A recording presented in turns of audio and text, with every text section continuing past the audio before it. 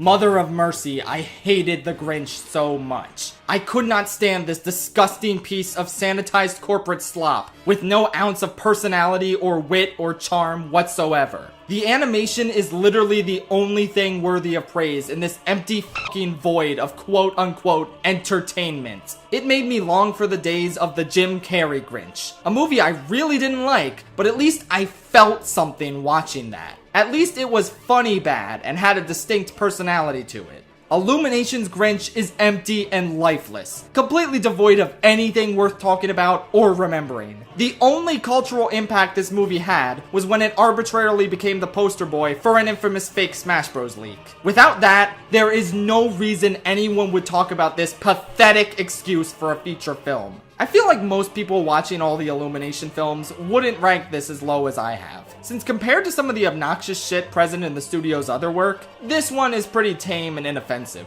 But that's just it. I say this time and time again, but I prefer movies that make me feel intense negative emotions over ones where I feel absolutely nothing at all. Except Cars 2, that's kind of a weird exception to the rule, but I digress. I truly felt nothing watching The Grinch. Nothing was entertaining, and everything was subpar outside of the visuals. Banana Mania Cucumber Snatch does this incredibly weird voice as the titular character, and it really doesn't work. I know just what to do. What is this shit?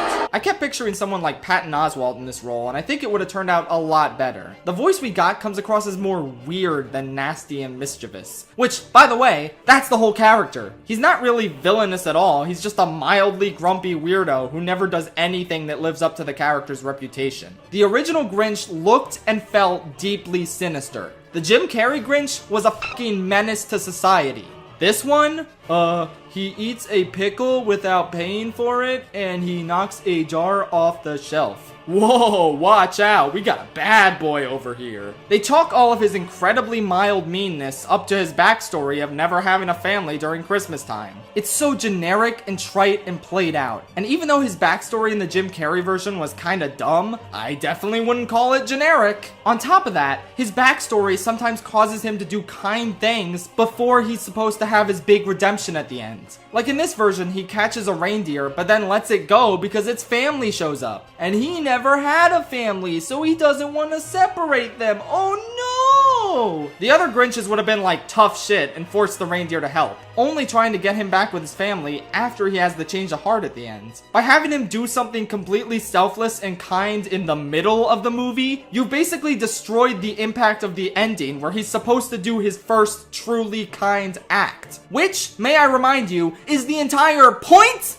of the story. It's like they were afraid to make him too mean or unlikable because they didn't think kids had long enough attention spans to make it to the end of their bloated, filler-coded bastardization of a classic story in order to see that he ends up good at the end. I have no idea how this studio made an entire film franchise about supervillains, and yet they can't even make the Grinch nasty or threatening. It's really fucking embarrassing. What else is there to say? Pharrell Williams can't narrate to save his life. It could be his head wasn't screwed on just right. His voice is so generic and it doesn't fit this story at all. There's a subplot about Cindy Lou Who wanting to trap Santa that doesn't add anything to the story and mainly just exists to pad out the runtime. There's a bunch of bullshit filler scenes of the Grinch preparing to do his heist that aren't fun and don't add anything to the story and mainly just exist to pad out the runtime. The actual story of the Grinch stealing Christmas doesn't start until 57 minutes into this 78-minute movie, once you take out the credits. The credits look like they were made in Microsoft PowerPoint. Like seriously, what is this font and these backgrounds? I can't anymore.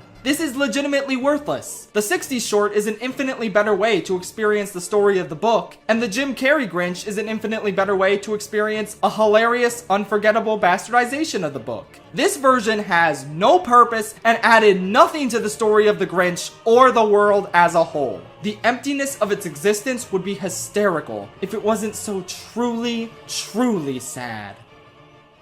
The best part about all of this is that wasn't even the worst movie.